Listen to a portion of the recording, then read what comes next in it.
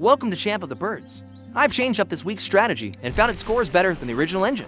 So let's see if I can get the high score. Plus, I added some highlighting to the spreadsheet so it's easier to follow along. We'll start by forcing down the little penguin. We'll be able to recoup the food quickly. The penguin hunts are highlighted in blue to make it easy to see where the deck needs to be. In order to get the most fish, feel free to pause the video if you want a closer look. I'll pick up Anna's hummingbird now and play it after laying eggs. The Bushtit is coming up soon, so I'll skip the penguin this turn.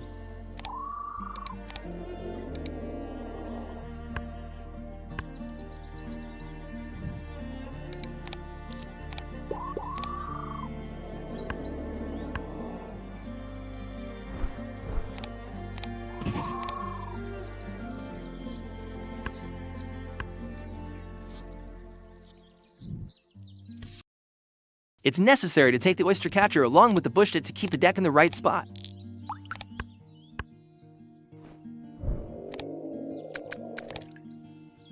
Because the Automa will reset the tray this turn, and the tray will reset again. At the end of the round, it's best to not use the penguin here.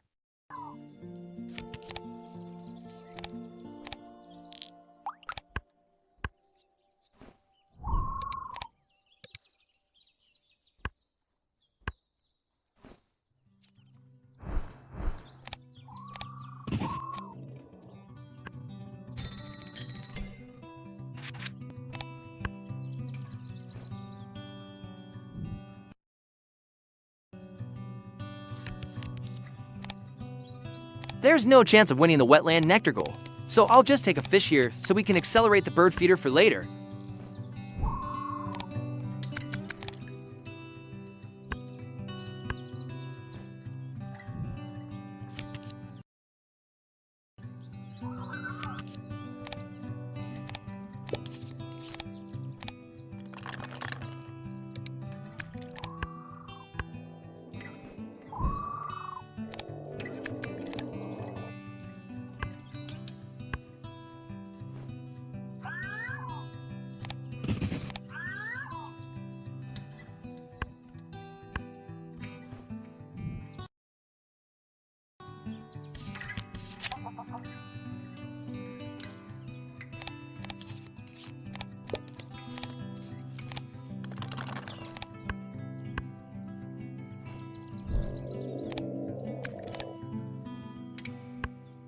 Here's a neat trick. We need to take the Baltimore Oriole, but if we do, we won't be able to reach this 4-point penguin hunt, so we can leave the Oriole on the tray and draw from the deck instead. Since the Automa is only laying eggs, we'll be able to pick up the Oriole next draw.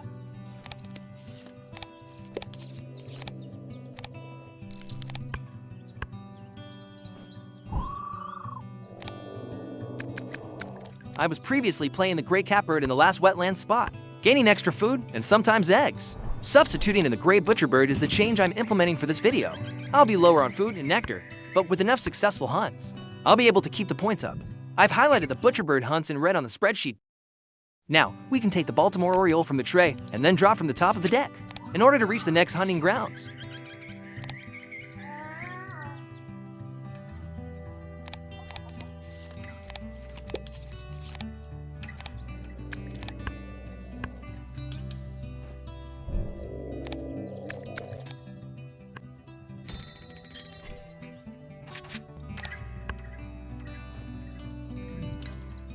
There's no good bird for the Butcherbird to get around here, so I'll just skip the power. Activating it would move the deck one card further and mess things up down the line.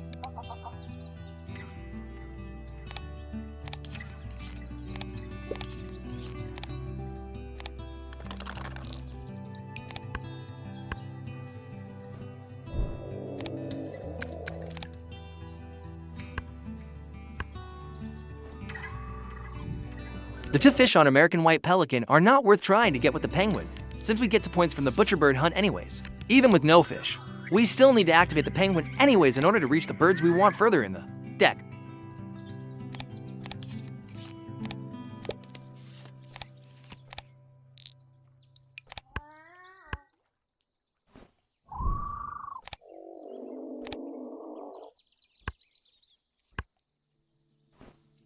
This turn is a bit particular. In order to align the tray for the next turn, We can only take 3 cards from the deck. And we need to skip the Butcherbird again. The penguin still finds 2 fish though.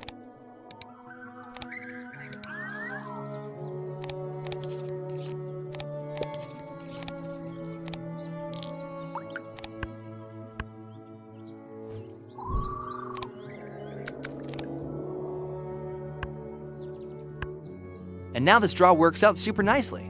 We pick up 3 birds we need and get a successful Butcherbird hunt. Sadly, there's no more fish left in the deck for the penguin.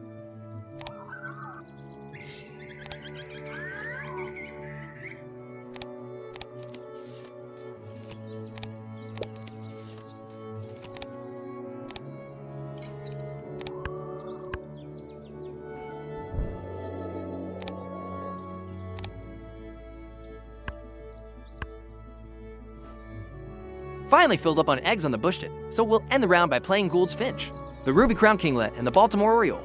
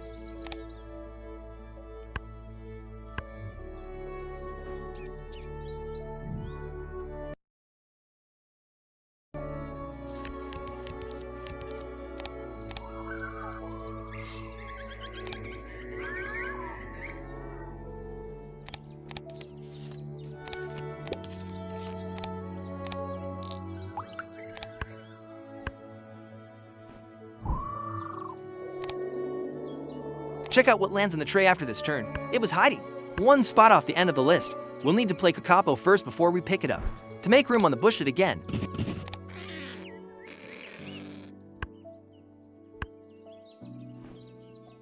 I'll take the Mannikin and draw from the deck.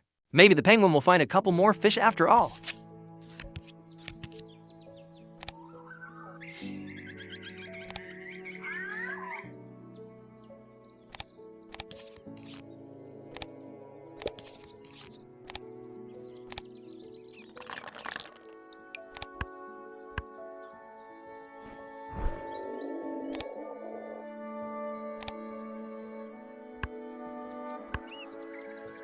We need to play the ash-throated Flycatcher now, and get at least 1 nectar in the grassland.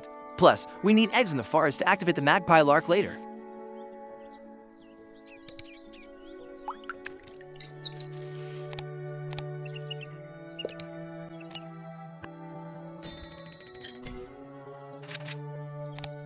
Now it's time for the endgame triple play. Gould's Finch gets us the Magpie-Lark. The Magpie-Lark gets us the gray-headed Mannikin, and the gray-headed Mannikin gets us the European turtle dove.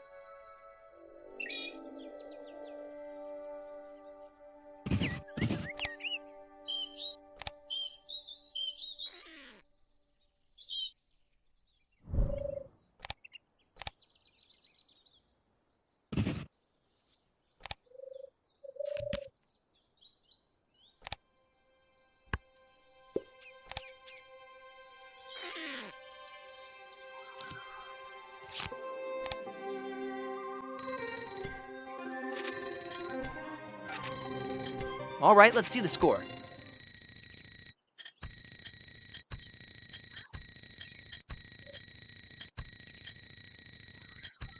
A new high score. Thanks for watching.